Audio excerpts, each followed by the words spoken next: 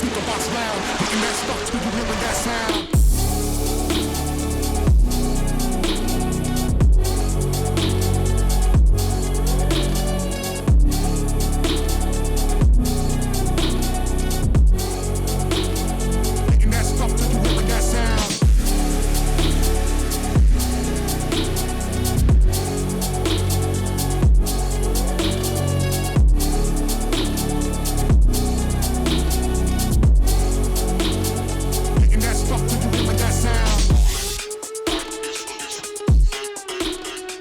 Bon alors voici mon test complet de la GoPro 12. Cette GoPro 12 je l'ai achetée, j'ai aucun lien avec GoPro, la vidéo n'est pas sponsorisée et même ceux qui me suivent sur Instagram le savent, j'en ai acheté deux parce que la première je l'ai perdue en mer en faisant du wingfoil. Alors on avait eu en 2022 une grosse surprise, une mini révolution sur la GoPro 11 avec ce nouveau capteur quasiment carré. En 2023 sur la GoPro 12 il n'y a pas de vraie révolution, pas mal d'évolutions intéressantes cela dit, même très intéressantes qu'on voit maintenant. Alors au niveau design extérieur, c'est quasiment copie conforme des GoPro précédentes. On retrouve juste des petites paillettes bleues partout ici, mais surtout le point qui est différent, c'est en dessous là. On a bien sûr les pattes fixation GoPro et au milieu on a un petit pas de vis pour la fixer sur un trépied. C'est vraiment une bonne idée parce que ça mange pas de pain, c'est là si on n'en a pas besoin on s'en sert pas. Mais ceux qui en ont besoin, c'est bien d'avoir un petit pas de vis. Bien sûr je préférais qu'il y ait un support de fixation comme sur la Action 4 par exemple, avec des aimants et tout ça, c'est bien plus pratique. Mais bon voilà, ils sont restés sur leurs pattes GoPro avec en rajoutant au milieu ce petit pas de vis trépied. On retrouve bien sûr ici le même principe de protège lentille qui s'enlève et qui se remplace par soit un filtre ND, soit l'objectif max, j'en reparlerai plus tard de celui-là. Un point à savoir, c'est que ces petites protèges objectifs là, ils ont un traitement anti-goutte d'eau qui est vraiment top, comme sur la Action 4 et la Action 3.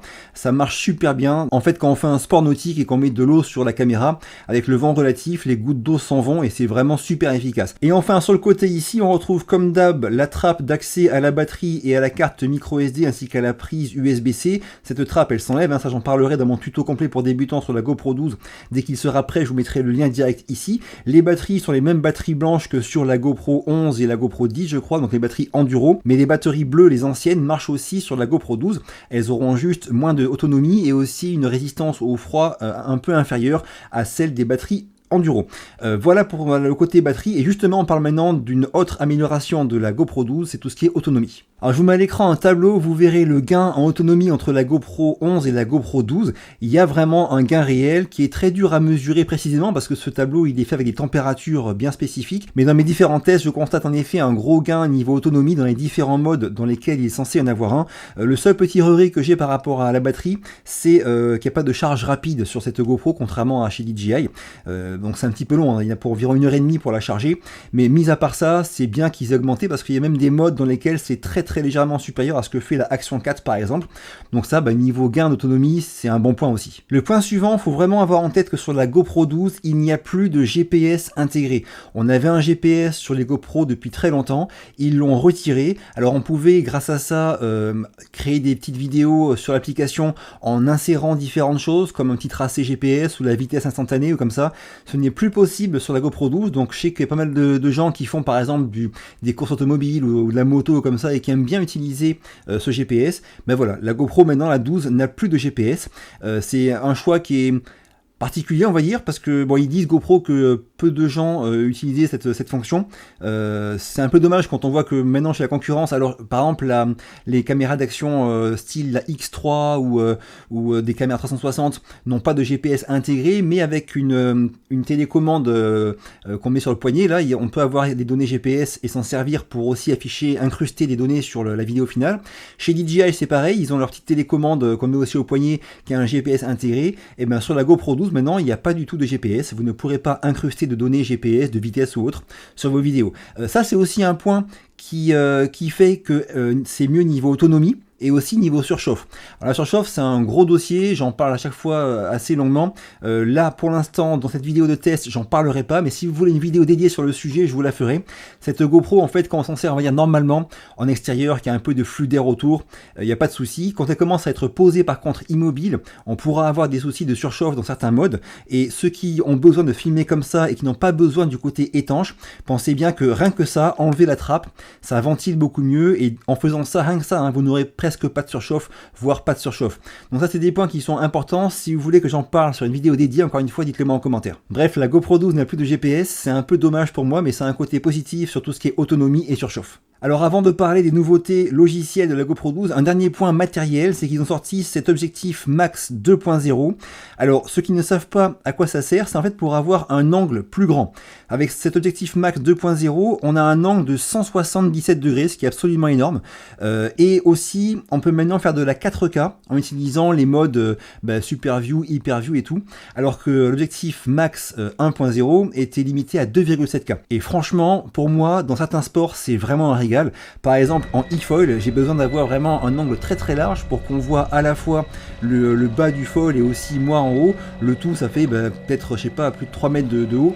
Et je tiens la caméra au bout de la perche. Donc avec une caméra qui n'est pas une caméra 360, c'est souvent compliqué d'avoir un angle assez large. L'objectif Max 2.0 me permet de filmer en 4K 50 si je le souhaite, en ayant un angle de champ ultra large. C'est vraiment pour ça que je m'en sers. Même en footing, quand je fais du footing et que j'utilise la GoPro 12 sur le GoPro Shorty, celui-là qui est tout petit, comme ça à bout de bras, je mets que le Super View parce que le Hyper View il est même trop large. L'angle il est énorme. Avec le max, et du coup c'est vraiment un truc que moi j'utilise très souvent. D'ailleurs j'ai quasiment utilisé que comme ça la GoPro 12 avec ce Max 2.0, mais attention, il a un défaut qui est pour moi essentiel, c'est que le traitement anti-goutte d'eau qu'on a et qui est excellent sur l'objectif de base n'est pas présent ou est beaucoup moins efficace ici. Donc au niveau des gouttes d'eau sur l'objectif Max 2, il faut vraiment faire super attention, sinon ça vous ruine des plans, et j'en ai eu pas mal qui ont été ruinés à cause de ça. Donc il faut bien aussi avoir ça en tête. Mais sinon c'est vraiment une super nouveauté d'avoir le 4K enfin dispo sur un objectif max et un angle ultra large, c'est vraiment génial. Alors le second grand intérêt de l'objectif max, c'est de pouvoir avoir un maintien d'horizon, donc garder l'horizon horizontal, bien droit, tout en ayant un super grand angle, sans réduire ce grand angle. Et c'est aussi pour ça que je m'en sers sur des sports comme par exemple sur de la moto ou du e-foil, encore une fois, le fait de voir le sujet qui se penche dans les virages et l'horizon qui reste droit, c'est possible en super grand angle grâce à l'objectif max. Alors je vous mets les points forts de l'objectif max, mais il y a aussi donc des points faibles. On a vu le coup des gouttes d'eau, mais il y a aussi bien sûr la grosse déformation. Si vous visez vers l'horizon, c'est bon, il restera plat. Par contre, dès que la GoPro va cadrer, va viser vers le bas ou vers le haut, vous aurez une grosse déformation, un gros fisheye, et l'horizon sera vraiment très très arrondi. Il faut bien aussi avoir ça en tête. Alors ceux qui se posent la question, l'objectif Max 1, il marche sur la GoPro 12. Quand on le met, en fait, il y a sur les menus, là on peut choisir si on utilise pas d'objectif Max ou le Max 1 ou le Max 2. Donc les deux marchent sur la GoPro 12. À l'inverse, pour l'instant, cet objectif Max 2.0 ne marche pas sur la GoPro 11. Donc ça c'est un point aussi à savoir, j'ai fait le test pour vous, ça ne marche pas sur la GoPro 11. Courte pause pour deux points très rapides. Premier point, c'est que comme vous vous en doutez, ce style de vidéo demande pas mal d'accessoires pour fixer la caméra, pour la tenir quand je fais différents sports. Et on me pose souvent la question de savoir qu'est-ce que j'utilise comme accessoire. Je vous en montre rapidement deux ici. Là, c'est cette pince de la marque eShocks. C'est une marque allemande d'accessoires. C'est vraiment super costaud, super bien fini. Ça bouge pas du tout. Et ça, je le pince sur un cadre de moto, sur un cale-pied, sur une béquille, sur n'importe quoi. Et il y a des petites clés Allen qui sont fournies pour tout bien serrer, régler. Ça, c'est vraiment un accessoire que j'adore, cette pince de chez eShocks. Je vous mets un lien sous la vidéo en description. Et second accessoire que j'ai beaucoup utilisé pour cette vidéo, ce sont ces deux perches là. Alors, il y a deux modèles, il y a la perche de 1m20 et celle de 80 cm. Ce sont des perches de la marque 3PV qui ont la particularité de flotter en fait. Donc la grande perche de 1m20, il suffit de déplier un seul des niveaux là pour qu'elle flotte avec la caméra qui y est accrochée. Bien sûr, quand on déplie tous les 1m20, elle flotte encore plus. Pour la bloquer, hop, on vise comme ça. Et après, au bout, il y a un truc qui est très ingénieux pour que la caméra ne parte pas. Enfin, ce support-là ici. Bien sûr, il y a un pas de vis en dessous. On peut accrocher soit une caméra 360 qui a un pas de vis, soit une caméra avec accroche GoPro. Ça, c'est vraiment un vrai régal d'avoir cette perche qui flotte parce que pas besoin de dragon. Pour une vidéo 360, par exemple, j'ai pas la dragon qui est visible, qui fait un peu dégueu, quoi. Et encore deux points, c'est qu'elle est vraiment très rigide. Il n'y a pas de déformation de la perche pendant que je fais du sport, contrairement aux perches classiques. Et le second point, c'est que la base ici est vraiment large, donc la caméra 360 qui va être vissée dessus par exemple aura une grosse base, sera vraiment bien plus stable que sur les perches d'autres marques. Ça c'est vraiment une très bonne découverte. Je vous mets aussi un lien sous la vidéo. Encore une fois, il y a un modèle de 1m20 et un modèle de 80 cm selon vos besoins. Voyez lequel vous plaît, mais moi c'est clairement celui de 1m20 qui m'est le plus utile. Le second point de cette courte pause, c'est que si la vidéo vous est utile ou agréable, pensez bien à me le dire en commentaire ou à me défoncer le bouton like, à la partager à vos proches ou à vous abonner, ça m'aide beaucoup. On y retourne. Alors maintenant, on passe sur différentes nouveautés logicielles et vous verrez selon votre usage, il y en a qui seront juste anecdotiques, d'autres qui sont vraiment très sympas. Je commence par le fait que maintenant on puisse à nouveau, pendant qu'on enregistre sur la GoPro, prévisualiser sur l'application Quick ce que la GoPro voit. Avant, je vous rappelle qu'on pouvait voir sur l'application sur le téléphone ce que la GoPro voyait, mais que dès qu'on déclenchait l'enregistrement, ça coupait la prévisualisation. Maintenant, on la garde quand on enregistre, et sachez que ça va aussi arriver bientôt sur la GoPro 11. Bon, c'est pas forcément un besoin pour tout le monde, mais moi j'aime bien quand des fois j'ai la GoPro qui est accrochée quelque part, que j'arrive pas à voir son écran, que je veux voir sur mon téléphone ce qu'elle filme, et pendant que je déclenche, voir aussi si ça marche bien et si ça filme bien, ben j'aime bien avoir cette fonction là qui est disponible, et maintenant elle l'est sur la 12. Autre nouveauté, cette GoPro 12 peut maintenant se connecter à des écouteurs sans fil Bluetooth. Alors, sur le principe, pour enregistrer un son propre, c'est pas idéal parce que franchement le rendu est pas terrible. Alors quand les AirPods sont connectés, le logo Bluetooth est bleu, et là du coup je peux déclencher l'enregistrement si je le souhaite par la commande vocale que j'ai bien sûr activée. GoPro enregistrer vidéo.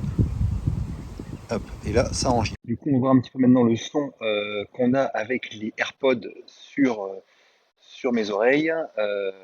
Bon voilà, et du coup on a aussi un truc qui est très intéressant, comme je vous en ai parlé, ou je vous en parlerai, c'est qu'on peut récupérer les deux pistes son, à la fois celle de la caméra mais aussi celle des AirPods.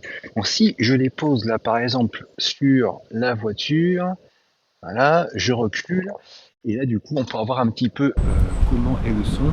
Je vais me tourner un petit peu de la caméra pour qu'on voit que là par exemple normalement le son de la caméra il n'est pas terrible, par contre j'ai encore le son des AirPods et je suis toujours du coup en vue directe des AirPods. Alors ça peut être intéressant aussi à tester quand on est dans la voiture et que la caméra est accrochée à la voiture, ou même en moto par exemple. GoPro arrêtez vidéo.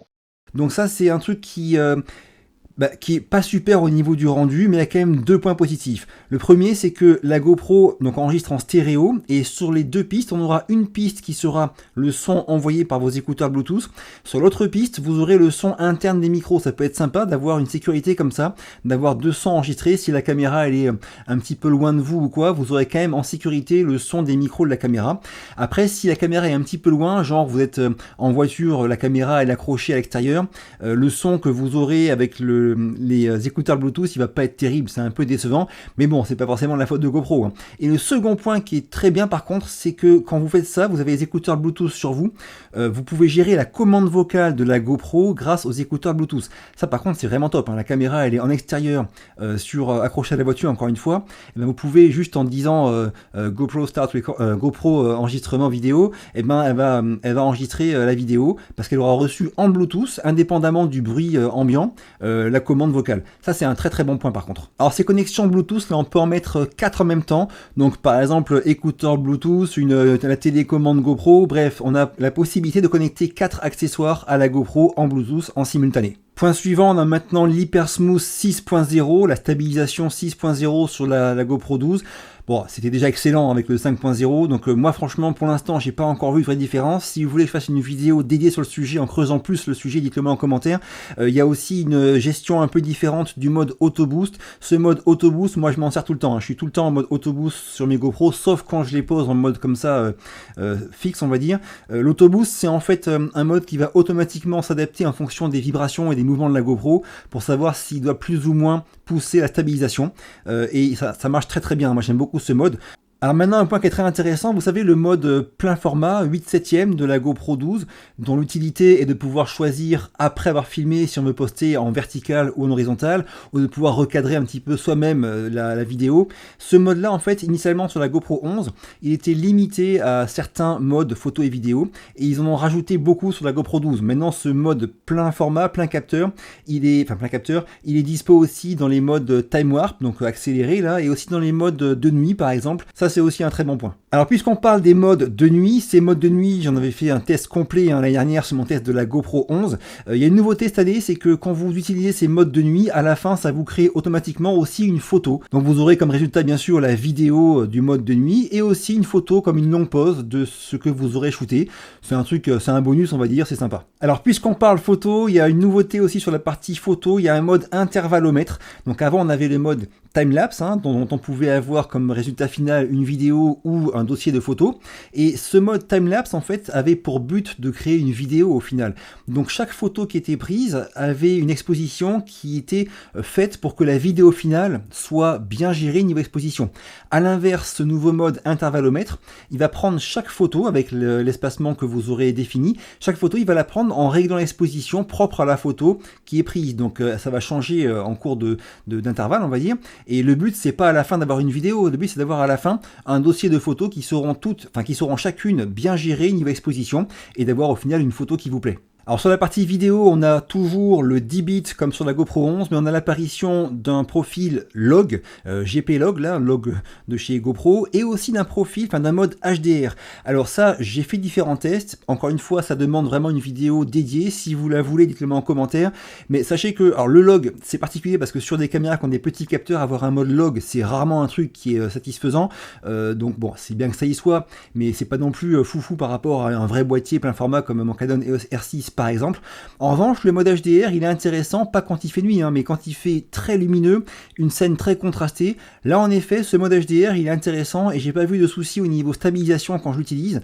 Donc ça, par contre, c'est un mode que j'utiliserai, je pense, pas mal. Et enfin, dernière nouveauté, c'est qu'il y a aussi la gestion des timecodes maintenant. Pour ceux qui ont plusieurs GoPro et qui veulent filmer la même scène avec plusieurs angles différents, vous pourrez mettre en marche ce mode timecode pour que chaque GoPro, pour que toutes les GoPro soient vraiment synchronisées sur la même référence de temps, de manière à ce qu'après, avec votre logiciel de montage vidéo, vous puissiez caler automatiquement toutes les vidéos et pas avoir à jouer avec les différentes pistes. Ça, c'est aussi un truc plus pro. Alors, vu que je parle de truc plus pro, faut savoir que j'ai vu une interview de Nick Woodman, le PDG de GoPro, qui expliquait que que leur but à GoPro sur la GoPro 12 était vraiment d'apporter des fonctions plus pro et de répondre, d'écouter ce qu'avaient demandé en fait les différents professionnels de la vidéo, parce que ces GoPro elles sont utilisées des fois sur des films pour des scènes particulières où il faut un plan où une voiture passe dans la boue ou quoi.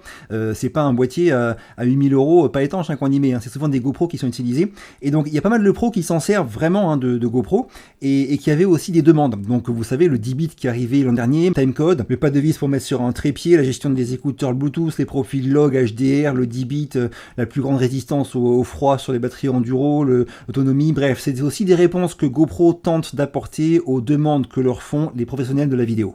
Alors, il y a un point qui est aussi hyper important et qui est aussi en lien avec ce que disait Nick Woodman dans l'interview que j'ai vue, c'est que dans les semaines ou mois qui vont arriver, normalement c'est pour novembre si j'ai bien compris, il va y avoir un nouveau logiciel PC ou Mac équivalent à l'application Quick, donc un logiciel pour traiter les fichiers de votre GoPro, qui sera beaucoup plus complet que celui qu'il y avait avant, qui était un peu, beaucoup trop sommaire. Là ça arrive, donc c'est aussi une réponse à des demandes d'utilisateurs, qu'ils soient pro ou non, que GoPro tente d'apporter. C'est un très bon point ça aussi, j'ai très hâte de vous le tester ce logiciel. Alors comme vous le savez, chaque année, chaque GoPro qui sort, je vous fais un petit point de la fiabilité. En tout cas, c'est ce que j'ai constaté sur mon début de test, on va dire. Là, ça fait quelques semaines que je l'ai, donc j'ai pas de recul suffisant pour en parler de manière complète. Mais sachez déjà deux choses. Première chose, c'est une mauvaise nouvelle que j'ai eue dès le début, c'est que la première GoPro 12 que j'ai achetée, j'ai vraiment passé plusieurs heures, j'ai beaucoup galéré à arriver à la connecter à l'application. En fait, il n'y a pas eu moyen, j'y suis pas arrivé sur mon iPhone 14 Pro. J'ai essayé de télécharger le micro-logiciel sur leur site pour après le mettre sur la carte SD et la mettre à jour comme ça. J'y suis pas non plus arrivé, et finalement c'est mon iPad qui lui est arrivé à se connecter à la GoPro et à mettre à jour la caméra. Alors notez que pour vous en servir la première fois, il faut impérativement la connecter à l'application ou mettre à jour le logiciel avec la carte micro SD en ayant à l'avance téléchargé ce micro logiciel. Vous ne pourrez pas utiliser la GoPro directement, donc c'est vraiment quasiment indispensable de la connecter à l'application. Ça c'est un point qui est à savoir. Mis à part ce début difficile, la première GoPro 12 que j'ai eu absolument aucun bug par la suite, ni sur la caméra, ni de connexion à l'application. Cette seconde GoPro 12, elle s'est connectée directement à l'application Quick sur mon téléphone, et depuis j'ai absolument aucun bug, ni de connexion à l'application, ni sur la caméra. Donc pour l'instant, en ce qui me concerne, c'est un sans faute au niveau fiabilité. Bien sûr, c'est encore trop tôt pour tirer des conclusions, mais c'est un très très bon début en termes de fiabilité sur la GoPro 12 en ce qui me concerne. Alors maintenant, la conclusion et mon avis en deux parties. Il y a une partie qui est vraiment importante, c'est que j'ai pas mal de commentaires d'entre vous sur Instagram ou ailleurs qui sont déçus et qui disent que GoPro ferait mieux de sortir une caméra tous les 3-4 ans, bien finie, bien nickel, avec de vraies révolutions, plutôt qu'une par an avec des évolutions mineures. Ça, c'est un point sur lequel je ne suis pas du tout d'accord. Et ça, l'excellent Léo Duff en parle très régulièrement. Je ne sais pas si vous le suivez, Léo Duff, mais il parle régulièrement d'innovation incrémentale. C'est un point qui est fondamental et qui explique pourquoi toutes les marques sont obligées de sortir de nouveaux modèles chaque année. Sinon, ils sont largués, ils font faillite. Ça, c'est vraiment un truc qui est très très clair. En fait, GoPro, chaque année, pour prendre leur exemple, doit absolument sortir une nouvelle GoPro. Alors, ceux qui ont déjà la GoPro de l'année précédente, ils s'en foutent, c'est pas la peine. Le but n'est pas d'acheter chaque année une GoPro. Mais ceux qui ont acheté une GoPro il y a 3-4 ans, par contre, eux, ils verront une différence qui est énorme. Ceux qui, par exemple, ont la GoPro 8 ou 9 et passeront sur la 12, ils vont être bluffés. C'est vraiment énorme le changement qu'il y a eu en quelques années. Donc, ceux qui ont déjà la GoPro 11, bien sûr que c'est pas forcément la peine d'acheter la 12. Il n'y a pas de révolution et la 11 est déjà excellente. Mais pensez aussi qu'il y en a beaucoup qui n'ont pas acheté de caméra GoPro, soit de leur vie, soit qui en ont acheté une il y a 3, 4 ou 5 ans. Et eux, par contre, pour eux, c'est top qu'une GoPro sorte chaque année parce que quand ils prendront la 12, ils vont vraiment voir une différence qui est énorme. Donc pensez bien à ça, les marques, l'innovation incrémentale, c'est apporter chaque année des petites différences et c'est pas faire des révolutions à chaque fois, mais au final, sur le long terme, sur 3-4 ans d'écart, il y a une vraie révolution qui s'est opérée. Deuxième point de la conclusion, c'est mon avis sur la GoPro 12. Alors déjà, je suis content qu'au niveau fiabilité, tout marche, à part ce premier souci de connexion avec l'iPhone. Depuis, tout marche absolument parfaitement sur la caméra et par rapport à l'application. Sur la caméra aussi, je suis content des petites nouveautés qui ont été apportées. Moi, c'est essentiellement cet objectif Max 2.0 et de la GoPro 12 qui font vraiment une différence énorme sur certains sports, sur tout ce qui est sport nautique, notamment le e-foil ou d'autres sports. C'est clair que la GoPro 12 avec le Max 2.0 en hyper view avec 177 degrés d'angle, pour moi c'est absolument génial et je préfère maintenant la voir elle sur du e-foil par exemple que l'Osmo Action 4 qui est moins large. L'Osmo Action 4 a des modes vidéo où elle est plus large que la GoPro. Par exemple, en mode linéaire, l'Osmo Action 4 est plus large que la GoPro en linéaire. Mais sur les modes Hyper View, Super View, la GoPro 12 est plus large que la Action 4. Et bien sûr, avec l'objectif Max 2.0, c'est encore plus le cas. Ça, c'est vraiment un super argument pour moi. Bref, j'ai eu beaucoup de questions de votre part sur quelle caméra choisir entre la GoPro 12 et la Action 4. Peut-être que je ferai une vidéo dédiée sur le sujet. Mais pour vous le dire comme ça rapidement, moi, dans la mesure où la GoPro 12 pour l'instant n'a pas de bug, si je considère que ça va durer comme ça, la Action 4, l'avantage qu'elle a, c'est un plus gros capteur et une meilleure gestion des très basses lumières, ou voir quand il fait un petit peu nuit. Donc si pour vous c'est une priorité, prenez clairement la Action 4. Et en revanche, la GoPro 12, elle a l'avantage de plus grosses possibilités photo et vidéo. Par exemple, les plus gros ralentis sont possibles sur la GoPro 12 par rapport à la Action 4. On a du 240 images par seconde en 2,7K que n'a pas la Action 4 par exemple. Il y a aussi tout ce qui est mode de nuit, une plus grande définition de 5,3K sur la GoPro 12 contre le 4K de la Action 4. Et ça, c'est aussi à vous de voir si ces modes-là, ces possibilités-là vous intéressent pour faire votre choix. Mais en tout cas, ce que je peux vous dire maintenant avec un recul d'environ 3 semaines sur la GoPro 12, c'est que c'est plus sur au niveau des bugs qu'il faudra faire votre choix. Pour l'instant, chez moi, les deux caméras marchent très très bien. Et donc le choix est plus à faire en fonction de vos besoins et des différentes possibilités et fonctions logicielles, on va dire, de ces deux caméras. Voilà, si la vidéo vous a plu ou vous a été utile, pensez bien à me le dire en commentaire, à me défoncer le bouton like, à la partager à vos proches ou à vous abonner, ça m'aide beaucoup. Je vous quitte, à très vite et d'ici là, bougez-vous purée, bougez-vous.